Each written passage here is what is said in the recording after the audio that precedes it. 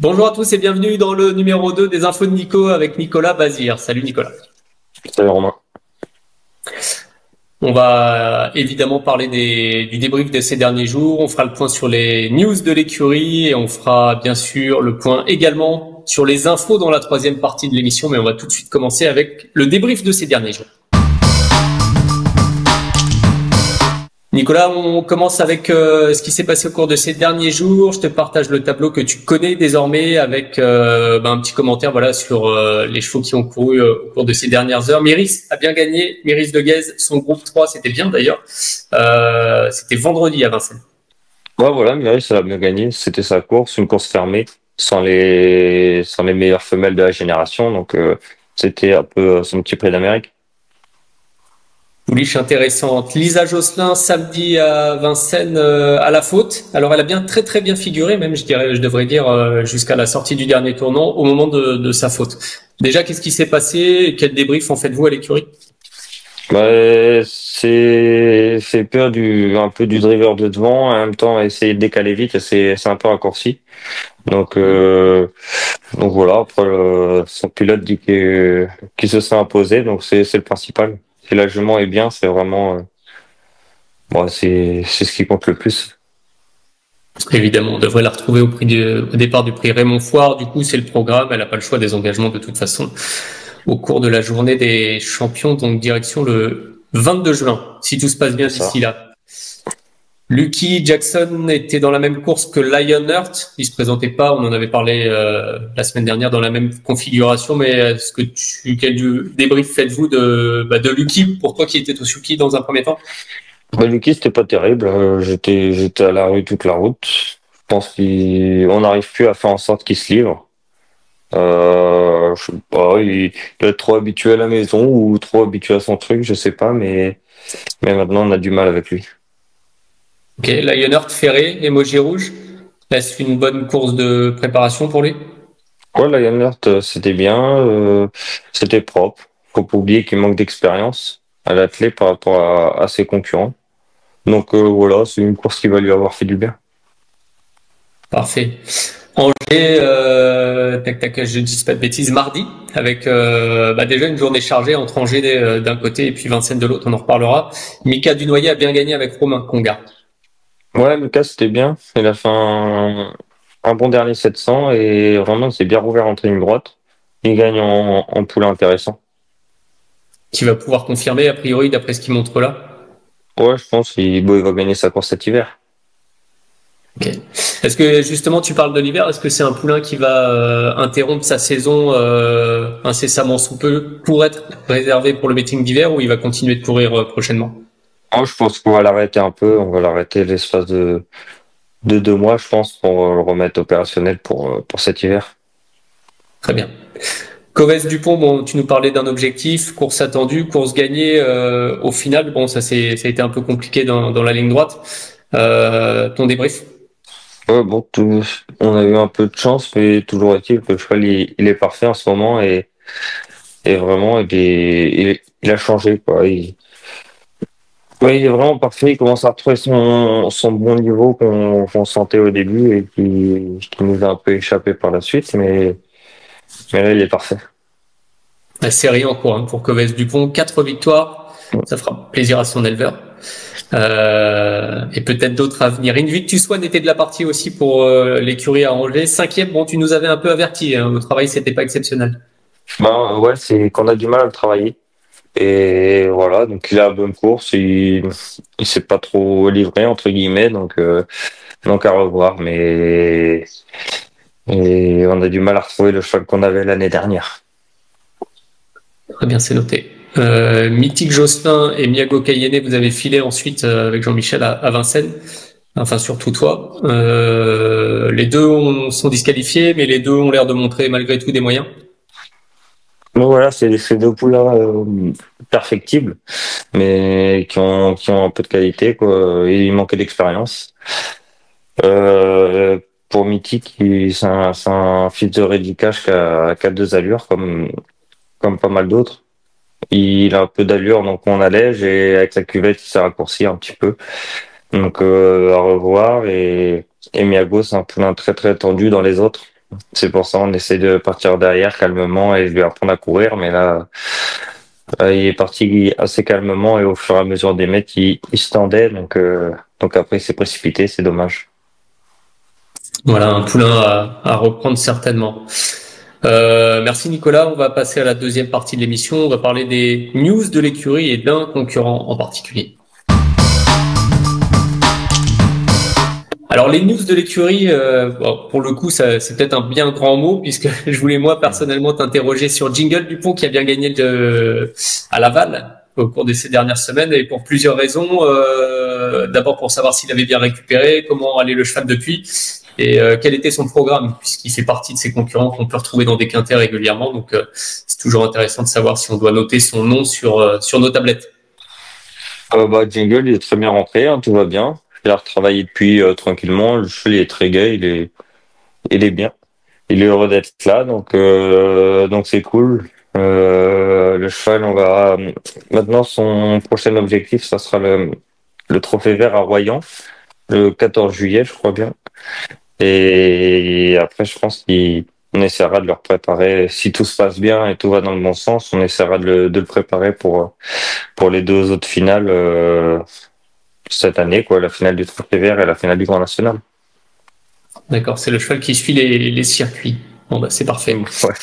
On va faire maintenant les infos. Tu connais le principe. Hein. Troisième partie de l'émission. Un jingle. Je te partage le tableau et on fait le papier. Direction Laval ce jeudi, Nicolas, avec Léon Seven d'un côté et Jackman de l'autre. Alors on s'excuse, hein, on a des petits problèmes de connexion parfois, mais bon, ça c'est les joies d'Internet. On est dépendant et on espère que tout va bien fonctionner, notamment le son, c'est très important. Allez, les deux chevaux. Léon, c'est un cheval sympa, qui a pas couru beaucoup, qui manque un peu d'expérience, mais entre autres qui est un peu en retard de gain. Donc, euh, donc voilà, on attend une bonne course. Sa dernière fois, c'était bien, sans plus, mais il est quand même bien au travail, donc on en attend une bonne course. Comme Jackman qui a été bon la dernière fois à 2 novembre, faire le tour du peloton, il est venu prendre une bonne deuxième place. Et c'est encourageant parce qu'avec un bon parcours, il devrait pas taper loin aussi. Kabir fait partie des deux chevaux qui vont vous représenter vendredi à Vincennes. Alors, il court sur 2100 mètres à l'Autostar en première ligne. Est-ce que c'est déjà un profil des conditions qui vont lui plaire? L'avantagé, je devrais même dire. L'avantage, je sais pas, mais ça va pas le déranger. Euh, Kabir, parce que Kabir, c'est un cheval qui a pas énormément de marge, hein. Là, avec les étrangers, mais ça va, on les on les connaît quand même assez pas mal, les étrangers qui courent là-dedans. Voilà, le peu de marge exceptionnelle. La dernière fois, c'était pas terrible. Il a fait plusieurs fautes dans le parcours sans trop comprendre pourquoi. Donc, euh, donc, il travaille bien quand même. Donc, un rachat est attendu pour lui. D'accord. Et le Maestro, c'est un cheval qui a pas de marge non plus, avec un bon parcours. Il a une bonne pointe de vitesse. Donc en faisant un petit parcours, il pourra pour moi, je vois 3-4. Ça sera bien. D'accord. Comme il est souvent d'ailleurs, placé souvent le maestro. Exactement. Et donc Kabir Buddy d'un côté avec Jean-Michel et Tristan Ouvry sera aux commandes de le maestro. Direction Anguin samedi avec le prix de New York qui sera en tête d'affiche. Et dans cette course, vous allez présenter Hubble du Vivier et des Darling, deux chevaux bien connus qui sont au départ là sur une courte distance qui peuvent leur permettre de bien courir, j'imagine. Ouais, Bull, il vient de bien gagner sur la distance. Euh, voilà, et donc il peut confirmer, il y a pas de nombre au tableau, il travaille bien, il était bien rentré de l'autre jour. Tout va bien, tout va dans le bon sens pour Hubble.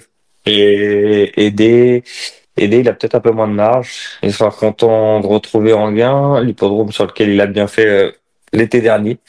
Mais maintenant, avec un an de plus, surtout contre ses concurrents qui ont un an de moins, c'est plus compliqué pour lui. Mais bon, la dernière fois, il a bien tenu sa partie et maintenant, sur une piste plate qui devrait l'arranger, je vois bien pour prendre une petite place. Lors du Gers sera au départ de cette réunion. Bon, c'est un bon poulain. Hein. Bon poulain qui est au départ là sur 2800 mètres. Moi, c'est un poulain qu'on a toujours bien aimé, Lord. Et on a eu raison, les lignes étaient bonnes parce qu'il est seulement devancé par l'ancien du Goutier qui a gagné le semi-classique de la génération il y a un mois. Donc voilà, la dernière fois, faut pas trop prendre en compte son reste en échec parce que on avait pas mal à alléger la bride. Et donc le cheval il est parti vraiment tendu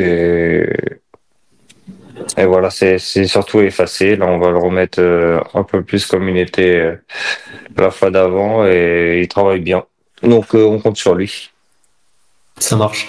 J'ai mis Koh Samui volontairement dans cette liste. Alors c'est le seul emoji rouge de l'écurie là pour ces prochains jours, mais je voulais quand même en savoir un peu plus parce qu'elle a couru très récemment, déjà avec un emoji rouge, en vue d'un autre engagement. Tu nous avais parlé du 27. Et là, la revoir en piste aussi rapprochée, ça veut dire qu'il en manquait encore un bout, a priori, c'est ça? Ouais, il en manque encore pas mal. On est un peu juste, hein. Après, elle a arrêté pas mal de temps, donc elle a besoin de rythme, ce qui est normal. Mais ouais, son objectif reste le 27. Et aussi, en gain, il y aura aussi Daphné Di Poggio J'ai vu qui, ça. qui va courir. Elle avait pas trop de courses pendant un moment, donc on l'avait arrêté un petit peu. Elle a repris un peu de fraîcheur, mais un peu le même souci qu'une Victus One. Elle est très compliquée à travailler. Elle est Elle est très très très tendue, donc on sait pas trop comment on est à l'heure actuelle, mais sur son bon niveau, est-ce qu'elle a fait de mieux? Elle est capable de prendre une bonne place. C'est noté. Direction Montluçon pour toi dimanche dans le cadre du Trophée Vert avec jour de fête. Bon bah maintenant on peut dire habitué des pistes en herbe où il a déjà brillé. Ça fait Ouais, un bon voilà. déplacement Montluçon. Ouais, ouais, mais il a pas de course. C'est un cheval, il a 6 ans, il a 200 000 euros, mais il a pas de course et même le Trophée Vert, il est mal engagé, mais grâce à sa victoire dans l'étape de Rambouillet, il est sûr de rester. Donc, on se revoit sur le trophée vert à chaque fois et ça va qui nous a montré qu'il était capable de partir même aux 25 mètres, qui était pas ridicule. Donc, euh, donc voilà, mais le cheval est toujours très bien. Cet été, il est vraiment magnifique, il est vraiment parfait. Donc on essaye de surfer là-dessus. Parfait, il n'y a pas vraiment de questions à se poser qui concernent la distance puisqu'il vient de gagner sur 3175 mètres à la Roche-Posay et qu'il Deuxième à La il Roche-Posay. va deuxième, je dis une bêtise, hein, gagnant à Rambouillet et deuxième à la Roche-Posay. Heureusement que tu es là. Et 3025 mètres là cette fois au deuxième poteau du côté de Montluçon. Ok, ça marche. Bon, c'était volontaire. Hein. Évidemment, il y a d'autres chevaux qui courent à divers endroits au cours de ces prochains jours, mais je le rappelle, cette liste n'est pas exhaustive. L'idée, c'est aussi de faire le tri et en priorité, débriefer et d'avoir des infos sur les chevaux qui courent pendant les réunions premium. Il y en aura chaque semaine, j'imagine, un certain nombre. Merci Nicolas pour l'étude de cette réunion et de ces réunions même, devrais-je dire. On va se retrouver assez vite, hein, chaque semaine maintenant dans les infos de Nico.